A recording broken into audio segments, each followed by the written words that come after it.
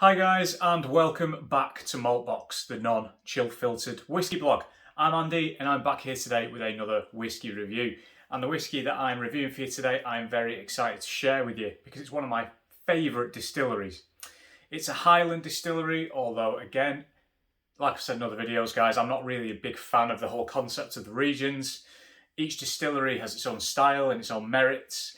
It's a single malt. It's from a distillery that's got quite an interesting past, although it's not a particularly old distillery in the scheme of things, I guess you could say. It's from a distillery located near Stirling, and it's this, the Deanston 18-year-old. Oh, right. And there is the tube for all of its tubey glory.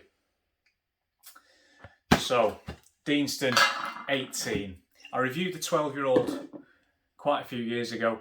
I consistently bring Deanston up when I'm using comparisons for value because I always have a bottle of the 12-year-old on my shelf. I'm looking at it now, there's actually two up there because I always have to keep them stacked because I never want to run out. I must be in at least the double digits of Deanston 12s by now. Easy. So there's the bottle guys, the 18-year-old. Deanston, really interesting distillery. I've already kind of intimated that it's not the oldest distillery in the world. It was established in 1966, the year that England won the World Cup. That's the last football reference I'll be making today. In an old cotton mill, as I say, just outside of Stirling in Scotland. And it was kind of situated perfectly for a cotton mill because what you need is a lot of space, which it has, and ideally running water. Now, I live in Lancashire. This county was built on the cotton industry in the Industrial Revolution. It's what it was famous for, and there's mills everywhere, red brick mills that are all now used for something else because the cotton industry in England, in particular, died about 60 years ago or something like that because it all started getting made in other countries that was cheaper. So the cotton industry here around me basically shut down, which is kind of what happened at Deanston as well up in Scotland. Except, they managed to eke it out until the 60s, which is pretty good going. But the reason they need that water is because what they used to have to power the machinery is either steam, so steam engines, or a water wheel. And there is a Deanston water wheel. And that water wheel actually produces electricity now. It's been converted to produce electricity, hydroelectricity. And they use it to partly power the distillery, and they also sell some of the spare power back to the grid. How cool is that?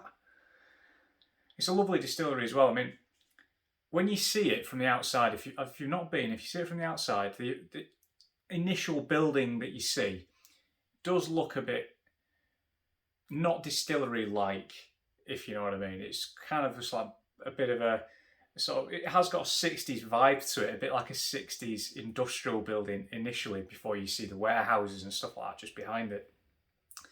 But really nice surroundings. Again, you've got the river that runs past.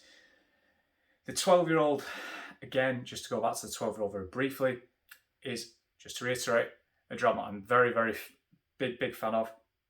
I have a lot of their whiskies. I might as well get that out of the way. They are one of my go-tos when it comes to value and presentation. This is no exception, bottled at 46.3%, non-chill filtered and natural colour, which tends to be Deanston's approach to things, with a couple of exceptions at the lower end of their sort of range, such as the new-ish Kentucky cask with the red label, which is 40% and I believe is chill filtered and not natural colour. But there is that colour. So this 18-year-old has been matured in first fill ex-bourbon casks, which again for me is a personal tick in that box because ex-bourbon is my preferred maturation type. It allows the distillery character to come through a bit more. It's not as cloying as sherry. It's more consistent than sherry and wine casks can be as well, in my opinion.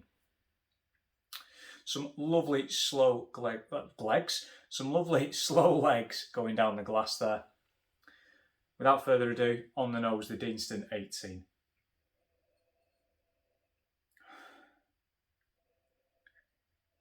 And the thing straight away that I love about this whiskey, it has got that core Deanston character of lovely kind of like honeyed porridge, more honey, nice kind of like biscuity note in there, a little touch of spice and toffee. Those are the kind of notes that I consistently get across Deanston range. From the 12-year-old to the Virgin Oak, the 18, some of the special editions that they do, which are getting more and more expensive nowadays, as they all tend to.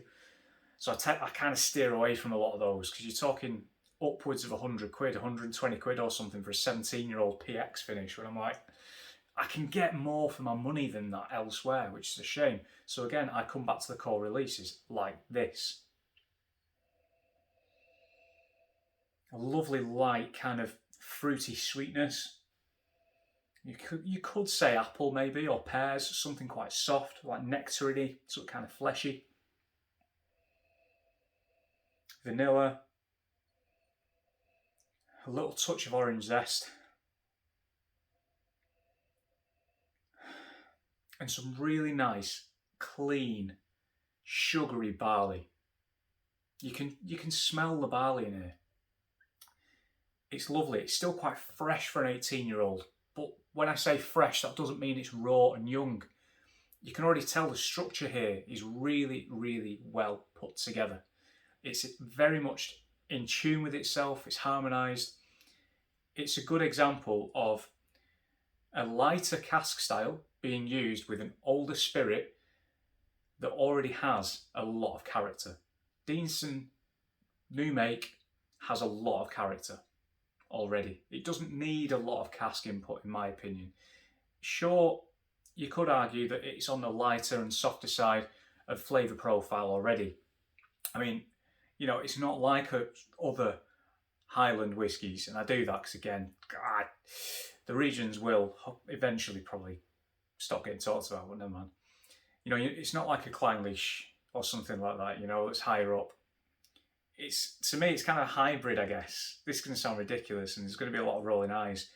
It's almost sort of a bit like a hybrid of Bow Blair with its sort of light fruitiness and vanilla, and then something a little bit spicier, like maybe a Blair Apple or something like that.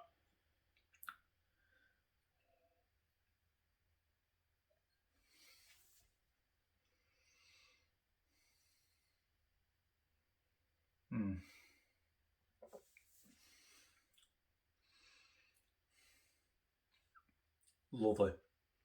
Fantastic. Again, well structured.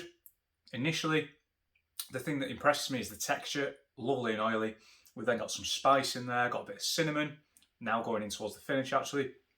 More honey. And again, guys, I'm repeating myself, but that's something I get through their range consistently. Honey, for me, is always there, with the exception of maybe some of the wine cask finishes that they do, where it gets lost a little bit. We've got a bit of ginger in there, like crystallised ginger or gingerbread.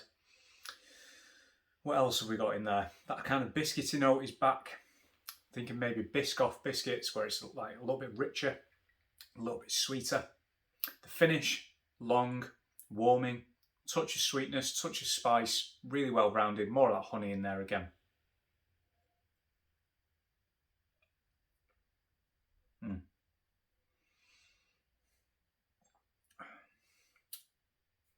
More vanilla, bit of pepper, arguably something slightly floral in the middle as well.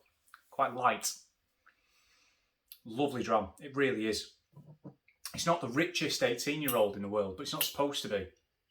This is designed to drink like this and smell like this, and it is fantastic. Really good example of a well-priced, well-made, well-presented 18-year-old single malt Scotch whisky. This retails for around 60 to 65 quid. You can find it cheaper on sale. It's readily available at Master of Malt Whisky Exchange, independent retailers, as well as some of the bigger boys, like a large American-based warehousing company that offers next day delivery, for example, that I shall not name on this particular occasion. So guys, I'm going to wrap it up there. So thanks for watching. Deanston 18-year-old, magnifique. Love it, absolutely love it. Again, I'm on Twitter at Maltbox, Instagram at MaltboxWhisky. We also now have the maltboxwhisky.com written blog, so please do check that out if you've not already. Thanks for watching. See you soon.